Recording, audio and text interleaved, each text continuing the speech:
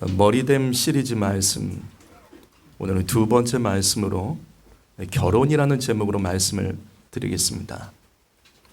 오늘 말씀은 분열된 고린도 교회의 영적인 질서를 잡아주기 위한 말씀입니다. 당시 고린도 교회는 4개의 당파로 갈라져서 서로 자신들이 옳다고 주장을 합니다. 이 같은 영향 때문에 고린도 교회는 하나된 질서가 없어서 늘 쏟아냈고, 특별히 이 공교의 영역까지, 공예배의 영역까지 무너지게 됩니다.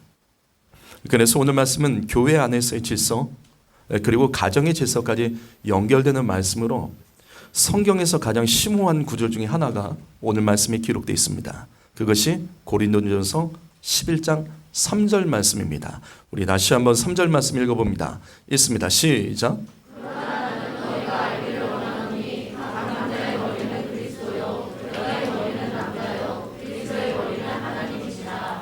자, 이 말씀 보시면 남자의 머리는 그리스도, 여자의 머리는 남자, 그리고 그리스도의 머리는 하나님이시라는 말씀입니다.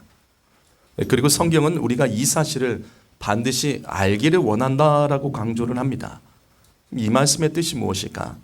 지난 시간에 말씀드렸던 것처럼 이 말씀을 이해하려면 순서대로 나열을 해보는 것부터 시작해야 됩니다. 하나님, 그리스도, 남자, 여자. 여기서 하나님은 그리스도의 머리고, 또 그리스도는 남자의 머리고, 남자는 여자의 머리입니다. 이 말씀에는 머리가 3개가 나옵니다. 하나님, 그리스도, 남자. 그런데 머리가 3개 있는 생명체나 공동체는 없습니다. 따라서 각 머리는 각각의 몸을 가리키는 말씀입니다. 그래서 첫 번째로 하나님이 머리신, 그리고 그리스도가 중보자, 남자가 반응자로 이어지는 구조를 이것을 신앙이라고 부릅니다. 두 번째 몸은 그리스도가 머리고 남자가 중보자이고 여자가 반응자로 이어지는 이 구조를 결혼이라고 부릅니다. 세 번째 몸은 남자가 머리고 여자가 중보자이고 그리고 그 사이에 태어나는 자녀들을 반응자라고 부릅니다. 이와 같은 구조를 가정이라고 부릅니다. 각 몸은 머리가 있고 그 머리를 지도받아서 맨 끝에 반응자가 순종을 하는 겁니다. 바로 그때 그 몸은 이 땅에서 건강한 사명을 감당할 수 있는 겁니다. 하지만 반응자는 머리의 뜻대로 순종하며 살아가기에 항상 부족합니다. 그래서 그 가운데 중보자의 역할이 중요합니다. 이 중보자는 머리와 이 반응자 사이에서 반응자가 머리에게 순종할 수 있도록 도와줍니다. 그렇다면 중보자는 어떻게 반응자를 도와줄까? 어떻게 반응자를 도와줄 수 있을까? 우리 지난 시간 말씀 기억하십시오. 중보자의 핵심은 피 흘림입니다. 중보자가 죽어야 됩니다. 먼저 중보자가 죽을 때 반응자가 중보자를 통해서 머리에게 순종할 수 있는 겁니다. 이와 같은 중보자의 모델이 바로 예수 그리스도십니다. 그래서 우리는 지난 시간에 첫 번째 몸인 신앙에 대해서 영적인 질서 원리를 자세히 배웠습니다. 오늘은 두 번째 결혼입니다. 결혼에 대해서 말씀을 드리겠습니다.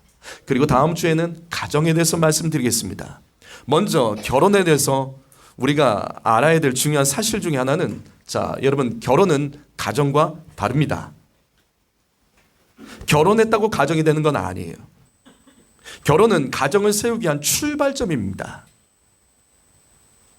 오늘날 우리 대한민국은 전 세계에서 이혼율, 그 다음에 저출산율이 세계 1위입니다. 결혼을 했어도 많은 사람들이 서로 맞지 않아 이혼을 하고, 결혼이 건강하지 않아서 가정이 이루어지지 않는 사람들도 있습니다. 그래서 우리나라는 복음 전수율이 무너진 유럽과 미국 교회 같이 지금 낮아지고 있습니다. 그래서 교회 안에 다음 세대가 없는 거예요. 어른들이 교회를 지키지만 그들의 자녀들은 예수를 믿지 않는 가정들이 참 많습니다. 그 이유는 결혼이 건강하지 못해서 그런 거예요. 결혼이 영적으로 질서 잡히지 않고 건강하지 못하기 때문에 자녀들에게 부모의 복음이 전수되지 못하는 겁니다. 이처럼 결혼을 했다고 가정을 이루는 것은 아닙니다. 그래서 결혼이 중요합니다. 결혼은 가정을 이루기 위한 출발점입니다. 결혼해서 영적 질서가 건강할 때 이 땅에서 건강한 가정을 이룰 수 있는 겁니다. 이같이 결혼의 머리는 예수 그리스도입니다. 그리스도는 신앙에서는 중보자이지만 결혼에서는 머리예요. 분명 신앙에서는 그리스도가 중보자이지만 결혼에선 머리입니다. 여러분, 우리는 이것을 통해서 또한 중요한 사실을 알아야 됩니다. 바로 이거죠. 중보자의 사명을 감당할 때 머리로서의 사명 감당할 수 있습니다. 그래서 남자가 잘 배워야 돼요. 남자가 중보자의 역할을 하셔야 돼요. 그래야지 가정의 머리가 될 수 있는 겁니다. 남편이 중보자의 사명을 감당할 때 그 남편은 가정에서 가정이라는 몸의 머리로서 사명을 감당하여 믿음의 가정을 세울 수 있는 거예요. 많은 가정들이 바로 여기서 문제가 생기는 겁니다. 하나님이 세우신 결혼의 질서는 그리스도가 머리고 남편이 중보자입니다. 그리고 반응자는 여자예요. 여자예요. 그래서 아내는 중보자인 남편을 통해서 머리 대신 그리스도를 알아가고 그리스도께 순종하며 사는 것이 결혼의 영적인 질서입니다. 근데 많은 가정이 반대죠. 여자가 남편을 끌고 신앙생활을 해요. 자, 그럼 볼까요? 중보자인 남편이 신앙이 없습니다. 예수는 믿지만 그리스도를 머리로 온전히 인정하지 못해서 중보자의 사명을 감당하지 않으면 결혼이라는 몸에는 어떤 문제가 생길까요? 어떤 문제가 생기죠? 남편이 중보자예요. 근데 그 사명을 감당하지 못해요.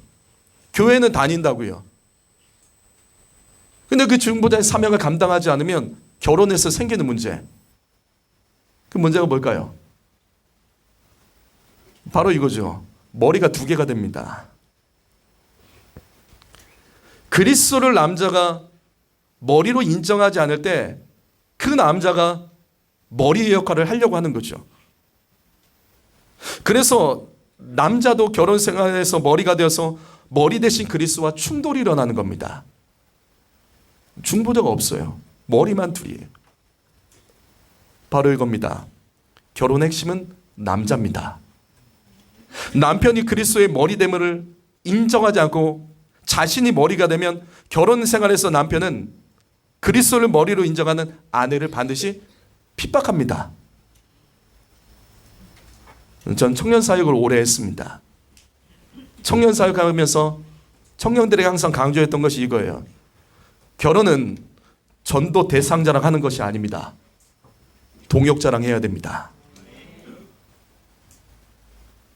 물론 예수 믿지 않는 불신자와 결혼해도 믿음의 가정을 이루는 사람들은 있습니다. 그런데 많지 않습니다. 많지 않은 그 숫자도 사실은 오랜 세월 동안 고통스럽습니다. 우리 주변을 돌아보십시오. 동역자가 아닌 전도의 대상자와 결혼해서 특별히 남편 구원을 위해서 힘쓰다가 나중에 지쳐서 불신자가 되어버린 아내도 많습니다. 믿음의 동역자, 사명의 동역자와 결혼했다면 젊었을 때부터 힘있게 교회를 세우고 복음 전파를 위해서 쓰임받았을 텐데 이게 어려운 가정들이 있습니다. 그리스도를 머리로 인정하지 않은 남자와 결혼해서 일평생 남자 구원, 남편 구원, 그리고 그 아버지의 영향 때문에 자녀들이 믿음이 자라지 않아서 나이 들 때까지, 늙을 때까지 가족 구원을 평생 기도하는 나이 들어버린 권사님들 많습니다. 그래서 정작 젊을 때부터 국가와 열방을 위해서 사명 감당하지 못하고 그냥 오로지 사는 날 동안 가족 구원, 남편 구원, 내 자녀 구원 이거 기도하다가 그냥 그렇게 끝나는 성도들이 많습니다. 이 자리에 결혼하지 않은 청년들, 학생들, 특별히 나는 결혼하지 않을 거야 이런 말씀에서 벗어난 쓸데없는 소리 하지 말고 주의 청년들은 동역자를 만나서 결혼하기 위해 어려서부터 기도하세요. 또는 결혼하지 않은 자식을 둔 부모 여러분께 권면드립니다. 내 자녀가 전도의 대상자와 결혼하지 않도록 어려서부터 철저히 가르쳐 주시고 그들의 중심을 잡아 주십시오. 그런데 믿음 좋은 배우자 만나서 결혼하는 것을 소망하는 것은 상대방 가정도 똑같아요. 그래요. 많은 분들이 목회자에게도 이런 요청을 해요. 근데 믿음 좋은 청년 없냐고. 근데 본인의 자녀는 믿음이 별로 없어요. 그래서 없다고 그래요. 누구 고생시키려고.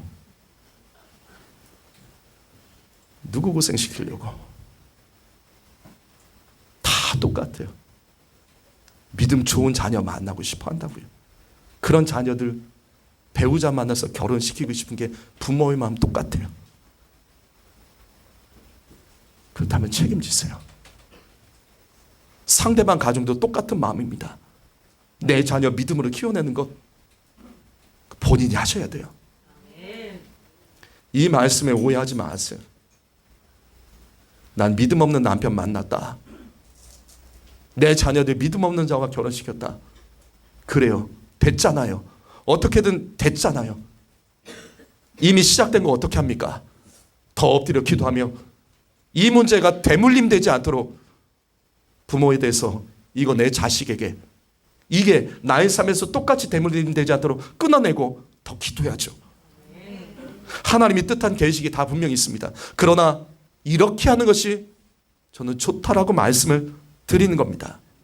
이같이 책임은 남자에게 있습니다. 왜냐하면 결혼해서 중보자는 남편입니다. 가정의 머리는 아버지입니다. 아버지 여러분, 여러분의 자리를 빼앗기지 마세요. 여러분의 자리를 아내에게 미루지 마세요. 그게 자녀들에게 흘러갑니다.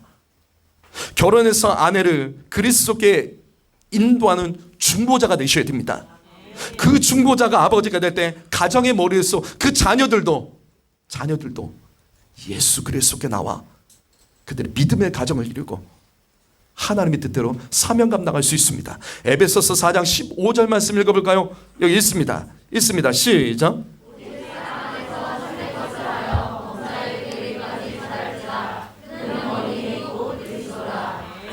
범사에 그에게까지 자랄지라. 여기서 그가 누구죠? 범사에 그에게까지 자랄지라. 여기서 그가 누구죠? 그는 머리니 그리스도라. 이 말씀은 모든 일에 우리의 머리 대신 예수 그리스도에게까지 자라야 된다는 말씀입니다. 성도 여러분, 이 말씀은 성도의 목표가 바로 예수 그리스도라는 거예요. 여러분, 성도의 목표는 예수 그리스도입니다. 예수님을 생각하고 예수님이 생각하는 것을 생각하고 예수님이 고민하는 것을 고민하며 예수님이 말씀하시는 것을 말하고 예수님 바라보는 것을 바라보며 살아가는 것이 성도의 삶입니다. 왜냐하면 그리스도는 우리의 머리세요. 여러분, 내가 머리가 되면 안 됩니다. 특별히 남성 여러분, 결혼 생활에서 예수 그리스도가 머리 되게 하셔야 됩니다. 내 방식과 내 경험으로 아내에게 강요하지 마십시오. 말씀에서 벗어난 이상한 고집과 아내에게 혈기 부리지 마세요. 내 자녀가 배운다고요. 내 자녀가 그런 사람 만난다고요. 남편 여러분, 가정보다 결혼이 먼저입니다. 남편 여러분, 가정보다 결혼이 먼저입니다. 건강한 가정보다 건강한 결혼이 먼저입니다. 내 자녀보다 내 아내가 먼저입니다. 내 아내가 나를 통해서 모든 일에 그리스도 예수까지 자라도록 중보자가 되어주십시오. 이처럼 결혼의 머리는 그리스도입니다. 그런데 성경은 그리스도가 머리인 것이 하나 더 나와요. 성경에 그리스도가 머리인 것 하나 더 나오죠. 뭐죠? 교회입니다. 골로새서 1장 18절 말씀 읽어볼까요? 있습니다. 시작.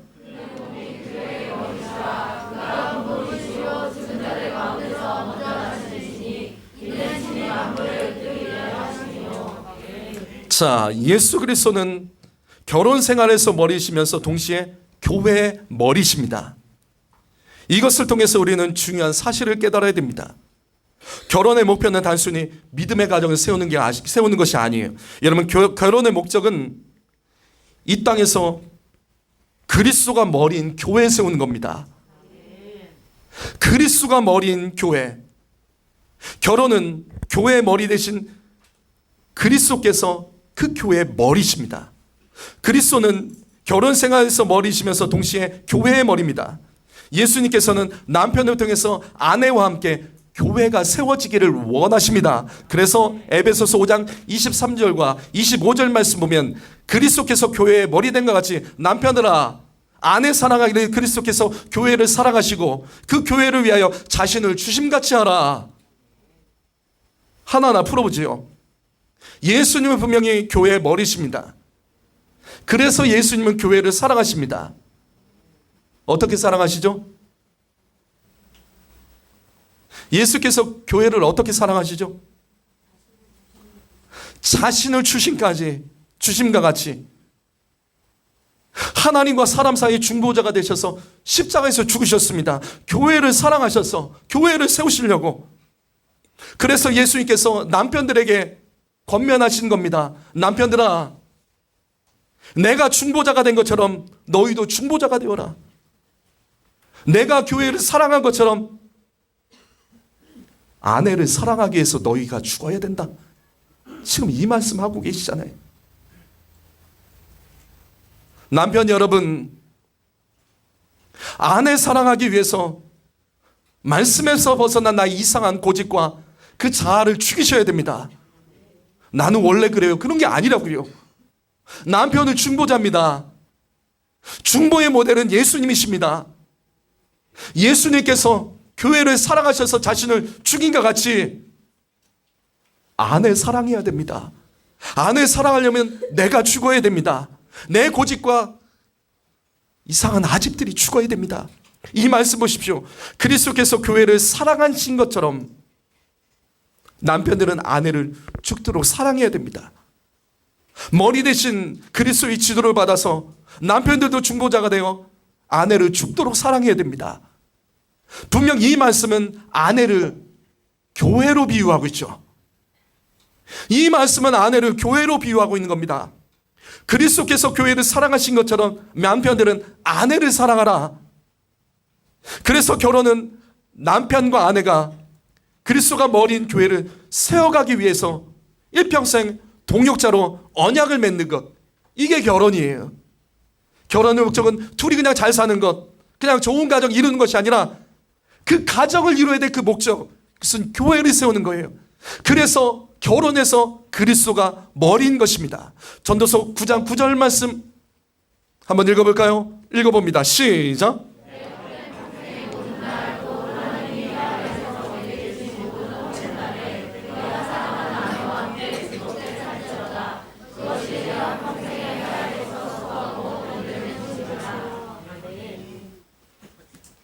남편 여러분, 아내를 사랑하고 즐거워해야 됩니다. 아내는 이 땅에서 수고하여 하나님이 주신 나의 몫이에요. 여기 몫이라는 단어는 히브리어로 보상이라는 뜻입니다. 남편에게 아내는 하나님께서 주신 특별한 보상, 선물입니다. 아내와 함께 교회를 세우며 사명 감당하면서 즐겁게 살아야 됩니다. 이것이 헛된 세상에서 헛되지 않은 인생을 살아가는 정답입니다. 제가 강단에서 자주 말하잖아요. 듣기 싫어하는 분들 계실 거예요. 그것 좀 내려놓으세요. 남편 여러분, 하나님의 말씀과 내 아내의 말은 항상 옳습니다. 남편 여러분, 처갓집이 먼저입니다. 제가 남편 여러분께 물을게요. 여러분, 내 딸이 있다면 여러분의 딸은 어떤 사위와 결혼하고 싶어요? 어떤 사위와 결혼을 했으면 좋겠습니까? 이거 아니에요? 이거 아닙니까? 이게 지혜예요. 이게 남편의 축복입니다. 잠언 18장 22절 말씀, 아내를 얻는 자는 복을 얻고 여호와께 은총을 받은 자니라.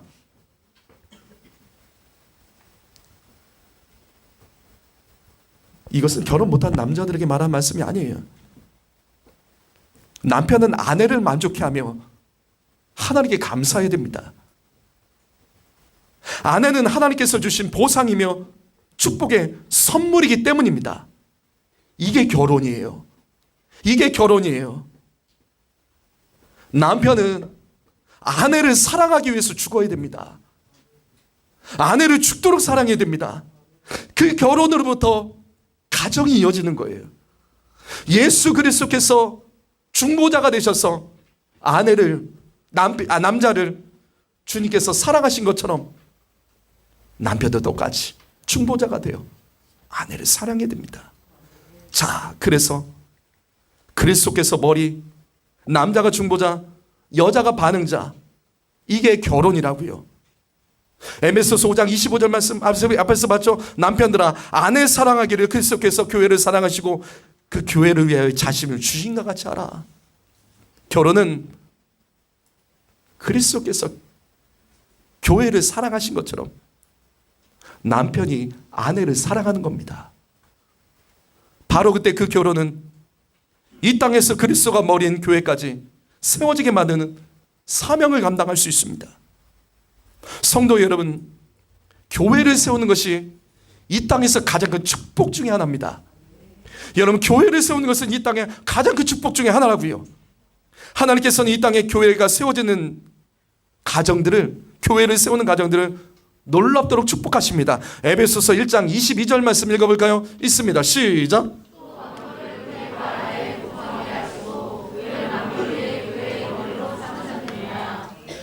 예수가 머리 되신 교회는 세상의 만물이 그 발 아래 복종합니다. 바로 이거예요. 교회를 세우는 가정은 이 땅의 만물을 복종시키는 권세와 축복을 얻게 됩니다. 그리스도께서 교회를 사랑하신 것처럼 그리스도를 머리로 인정하는 남편이 아내를 뜨겁게 사랑할 때 교회가 세워지고 만물이 복종케 되는 축복의 가정이 되는 것입니다. 남편 여러분, 이 땅에서 예수를 나의 머리로 인정한다면 아내를 뜨겁게 사랑해야 됩니다. 바로 그때 건강한 가정이 세워지고 교회가 세워지게 됩니다. 교회를 세우는 가정은 만물을 정복하고 다스리는 권세를 받아서 이 땅 가운데서 더 많은 교회를 세워가고 복음 전파의 사명을 감당할 수 있는 겁니다. 그리스도께서는 교회의 머리시고 그리스도께서는 결혼의 머리시고 교회의 머리십니다. 오늘 이 말씀을 통해서 가정이 말씀 안에 질서가 잡혀야 됩니다. 남편 여러분, 정말로 오늘 말씀에서 성경 말씀에서 벗어난 말씀이 있다면 듣지 마세요. 성경 말씀에서 벗어난 말씀이 있다면 무시하세요. 그런데 성경 말씀에서 벗어나지 않는 말씀이라면 내 기준, 내 상황, 내 감정, 내 과거, 그거와 상관없이 다시 시작하셔야 돼요. 왜? 결혼 생활은 가정으로 이어집니다. 여러분의 가정은 내 자녀들이 어떻게 자라길 바라십니까? 여러분의 가정은 내 자녀들이 어떤 사람 만나서 결혼하길 원하십니까? 그 모델을 여러분이 지금 만드셔야 돼요. 이것이 가문의 3대 믿음의 가정이 세워지는 원리입니다. 제가 자주 말씀드리잖아요. 성경에서 3대 믿음의 가문은 아브라함의 하나님, 이삭의 하나님, 야곱의 하나님밖에 없습니다. 그 위대한 선지자도 다윗의 가문에도 이게 안 됐어요. 믿음이 전수되고 믿음의 가정을 세워가는 것은 쉽지가 않습니다. 그런데 그 핵심은 아버지가 하셔야 돼요. 그래서 아버지가 결혼해서 중보자이고 가정의 머리가 되는 겁니다. 저는 우리 가정의 아내들이 정말 예수 믿으면서 행복했으면 좋겠고, 우리 자녀들이 엄마와 아버지 사이에서 불안에 떨지 않고 정말 행복하게 자랐으면 좋겠습니다. 그 자녀들이 그와 똑같은 기준으로 그와 같은 가정을 만들어 갈 겁니다. 오늘 이 말씀 기억하며 신앙과 결혼에서의 이 영적인 질서를 기억하며 이건 아버지가 결단하셔야 됩니다. 결단하며 나아가며 믿음의 선한 가정 세워가시며 교회까지 세워가는 성도 여러분의 인생 되시기를 예수님의 이름으로 축복합니다. 기도하겠습니다.